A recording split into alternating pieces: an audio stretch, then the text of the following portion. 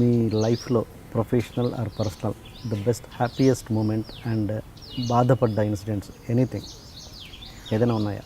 First అంటే ప్రొఫెషనల్గా నేను చాలా హ్యాపీ ఫీల్ అయిన మూవీ అంటే మూవీ అని కాదు మూమెంట్ అంటే ఖచ్చితంగా Angadi shopping mall first day super hit talk వచ్చింది. సో నాకు చాలా వాజ్ లైక్ ఫ్లయింగ్, చాలా హ్యాపీ అనిపించింది.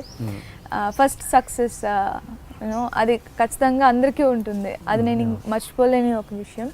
అండ్ మై ఫస్ట్ అవార్డ్ కట్ర తమిళ్కి డెబ్యూ అవార్డ్ రిసీవ్ చేసుకున్నాను. Filmfare and local awards like Vijay TV awards అన్నీ. అప్పుడు నాకు చాలా హ్యాపీగా అనిపించింది. And bad moment or memory అంటే వాట్ టు సే, రూమర్స్ అండి, డెఫినెట్గా రూమర్స్. అంటే స్టార్టింగ్లో మనకి అది ఎలా హ్యాండిల్ చేయాలని తెలియదు. ఇనిషియల్ స్టేజ్లో వాటిని ఎక్కువ సీరియస్గా తీసుకుంటూ ఉంటాం కదా. నేను కూడా అంతే, ఇనిషియల్ స్టేజ్లో చాలా సీరియస్గా తీసుకొని ఒక 2-3 డేస్ దాంట్లోనే ఉండి అలా ఎలా రాశారు నా గురించి, they suppose to ask me, నేను చెప్తాను కదా ఇది కాదు అది అని. మనకి ఇనిషియల్ స్టేజ్లో మనకి అవన్నీ తెలియదు. వాళ్ళు మన దగ్గర నుంచి అడిగి రాస్తే న్యూస్, అడగకుండా రాస్తే రూమర్స్ అని మనకు తెలియదు. సో అప్పుడు నేను చాలా హర్ట్ అయ్యేదాన్ని. అండ్ ఆ తర్వాత ఇప్పుడు ఓకే. రూమర్స్ అనేవి రెగ్యులర్గా ఉంటాయి కదా, అదర్ దాన్ దట్ ఏదైనా ఇన్సిడెంట్ లేదు. నిజంగా నేను ఫస్ట్ హర్ట్ అయింది దానికే, బికాస్ నేను ఎక్కువ సెన్సిటివ్ అండి, హర్ట్ అవుతాను బాగా. సో అందుకని నేను అప్పట్లో నాకు ఫస్ట్ రూమర్ వచ్చినప్పుడు నేను బాగా హర్ట్ అయ్యాను. ఓకే, మీరు కాలేజ్ డేస్లోనూ 10th క్లాస్ చదువుతున్నప్పుడు అబ్బాయి లవ్ ప్రపోజ్ చేస్తే రాఖీ కట్టారంట, నిజంగా? ఎవరు చెప్తున్నారు? ఎలా తెలుసు మీకు? అది నేను ఎక్కడ చెప్పలేదు. చెప్పానా? ఎక్కడ చెప్పలేదు. ఎలా తెలిసింది మీకు? మాకు అలా తెలిసిపోతాయి అంతే. బాగుంది. అవును, యాక్చువల్గా స్కూల్ టైంలో చాలా ఎంగేజ్ అండి అది. లైక్ నేను 6th నుంచి వేరే స్కూల్ జాయిన్ అయ్యాను. సో 7th నుంచి 10th వరకు ప్రపోజ్ చేస్తూనే ఉంటే 10thలో రాఖీ కట్టేశాను. అబ్బాయి ఫీలింగ్ ఏంటి మరి? ఆ అబ్బాయి ఫీలింగా, అన్నయ్య సంథింగ్ లైక్ హీ టోల్డ్, నాకు ఇంకా గుర్తుంది. అన్నయ్య అంటే అప్పుడే ఏదో మూవీ, మహేష్ బాబు మూవీ ఏదో వచ్చింది. సో అన్నయ్య కాదు, దట్ కాల్ కన్నయ్య అని ఏదో చెప్పి రాఖీ తీసి పడేసి వెళ్ళిపోయాడు. కేర్ అబౌట్ దట్ రాఖీ అయితే ఏంటి అని తీసి పడేసి వెళ్ళిపోయాడు. After that I never seen. తర్వాత ఇండస్ట్రీకి వచ్చాక ఎంతమంది ప్రపోజ్ చేశారు? అవి చాలా ఉంటాయి కదా. సో నాట్ లైక్ సీరియస్గా లవ్ లెటర్స్ అలా కాదు, కొంచెం అంటే మెమరబుల్ ఒకటి ఉంటుందిగా, అంటే అది ఫన్నీగా ఉండొచ్చు, ఏదో గుర్తుంచుకునేది ఒకటి ఉంటుందిగా. అంటే ఫ్యాన్స్దే అలాంటివి ఎక్కువ ఉంటాయి, బికాస్ వాళ్ళే కొంచెం ఎమోషనల్గా ప్రపోజ్ చేస్తూ ఉంటారు మన ఏదైనా షూటింగ్ స్పాట్స్కి వెళ్ళినప్పుడు. అలా నేను చాలా మందివి రిసీవ్ చేసుకున్నాను అక్కడ తమిళ్ షూట్స్లో ఉన్నప్పుడు. లైక్ కొంచెం రూరల్ ప్లేసెస్లో అది షూట్ చేసినప్పుడు వాళ్ళు చెప్తూ ఉంటారు, నాకు జర్నీలో మీలాంటి అమ్మాయిని చూడమని మా ఇంట్లో చెప్పాను, మీరే చేసుకుంటే ప్రాబ్లం లేదు అని. అలాంటివి చాలా విన్నాను. సమ్ టైమ్స్ చాలా నవ్వొస్తూ ఉంటాయి అలాగా. పెళ్ళి ఎప్పుడు చేసుకుంటున్నారు? కొంచెం టైం ఉందండి, ఇంకా ఉంది. హీరోయిన్ కెరీర్ అంతా అయిపోయినాక అంతేనా?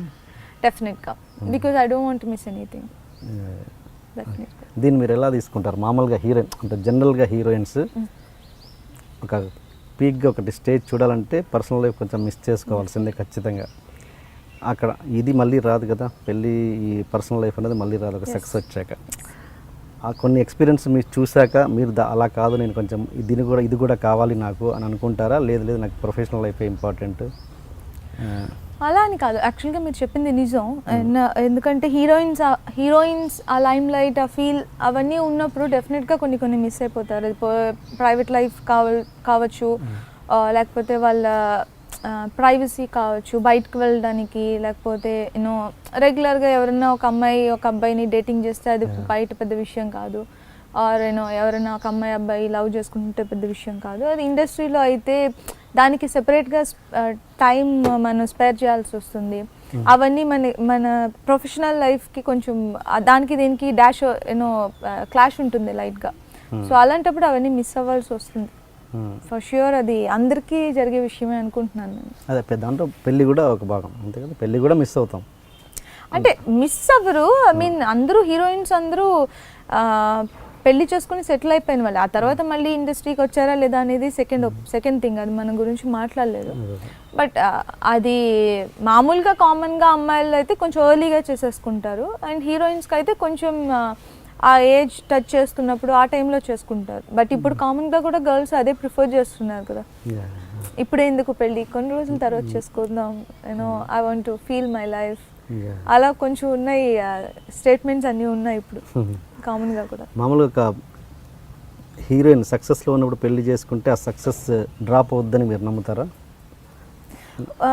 ఉన్నాయండి అలాంటివి, డెఫినెట్గా ఉన్నాయి, లేవని మాత్రం మనం అనలేము.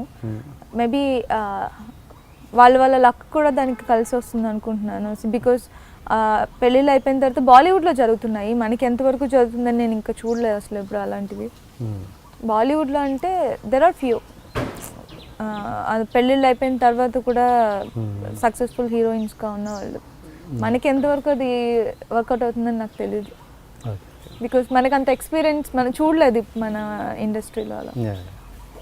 అండ్ ఏంటి, చెన్నై నుంచి హైదరాబాద్ షిఫ్ట్ అవబోతున్నారంట తొందరలోనే? లేదండి, షిఫ్టింగ్ లేదు, సెటిల్డ్ లేదు. బికాజ్ నేను అక్కడ ఎక్కువ వర్క్ చేస్తే అక్కడ ఉండాల్సి వస్తుంది, అస్మాట్ ఫ్లై చేసి ఇక్కడికి వచ్చి అక్కడికి వెళ్ళడానికి. అండ్ ఇక్కడ ఎక్కువ వర్క్ చేస్తే ఇక్కడ ఉంటాను, సో రెండు చోట్ల ఉంటాను. మీకు ఏది ఇష్టం, వెదర్ అక్కడ ఇక్కడ? నాకు పర్సనల్గా అంటే బయట తిరగడానికి చేయడానికి అంటే హైదరాబాద్ బాగా నచ్చుతుందండి. సో మామూలుగా రోడ్స్లో వెళ్తున్నప్పుడు కూడా అది బాగుంటుంది. అండ్ ఫ్రెండ్స్ లేకపోతే వర్కింగ్ అలాంటి మోడ్లో అంటే చెన్నైలో కూడా బాగుంటుంది, బికాజ్ ఇక్కడ మనకి రోడ్ పర్మిషన్స్ అలాంటివన్నీ ఇక్కడ కొంచెం టఫ్గా ఉంటాయి. సో బెటర్, నాకు ఎక్కువ తిరగడానికి అంటే హైదరాబాద్ రోడ్స్ బాగా నచ్చుతాయి. అంటే వెదర్ గురించి వెదర్ ఇక్కడ చల్లగా ఉంటుంది. Okay okay. అండ్ ఫైనల్గా సినిమా గురించి వద్దాం, చిత్రాంగద. ఏంటి అంటే ఈ అశోక్ గారితో ఆయన ఈ స్టోరీ మీరు సినిమా చేయడానికి మెయిన్ రీజన్ ఏంటి? స్క్రిప్ట్ అండి, బేసిక్గా చిత్రాంగద స్క్రిప్ట్ నాకు వచ్చి చెప్పినప్పుడు ఆయన చెప్పిన కంటెంట్ చాలా కొత్తగా అనిపించింది, అండ్ నేరేషన్ చాలా బాగా చెప్పారు. బట్ నాకు ఒక డౌట్ ఉండింది, ఆయన ఇది విజువలైజ్ చేస్తున్నప్పుడు ఎలా వస్తుంది, అది కొంచెం మీకు మూవీ చూస్తే అర్థమైపోతుంది, కొంచెం టఫ్ కంటెంట్ అది మనం ఎక్కడైనా ఒక్క చోట మిస్ అయినా కూడా ఆడియన్స్కి మనం కరెక్ట్గా మనం ఏమనుకుంటున్నామో అది వాళ్ళకి తీసుకెళ్ళి చూపించలేం. సో అది నాకు అనిపించింది, కానీ అశోక్ గారు చాలా బాగా చేశారు. బికాజ్ నాకే కొన్ని సీన్స్ నేను వర్క్ చేసిన సీన్సే ఎక్కడెక్కడ వచ్చినాయి అనేది నాకు చాలా ఆశ్చర్యంగా అనిపించింది. నేను డబ్బింగ్ వర్షన్ చూసినప్పుడు, ఇన్ ఆర్డర్ చూస్తున్నప్పుడు నాకే చాలా ఇది ఇక్కడ కోసమే తీసారా ఇది అని. సో చాలా బాగా చేశారు, అండ్ చాలా ఇంట్రెస్టింగ్గా ఉంటుంది మూవీ. త్రూ అవుట్ మూవీ చాలా ఇంట్రెస్టింగ్గా ఉంటుంది, డెఫినెట్గా థ్రిల్ అవుతారు. సో ఆ రీజన్కే నేను చిత్రాంగద టేకప్ చేశాను. రాత్రి చూశాను మూవీ. చూసారా? బాగుందా? మీరు ఆ థ్రిల్ ఫీల్ అయ్యారా? డెఫినెట్గా.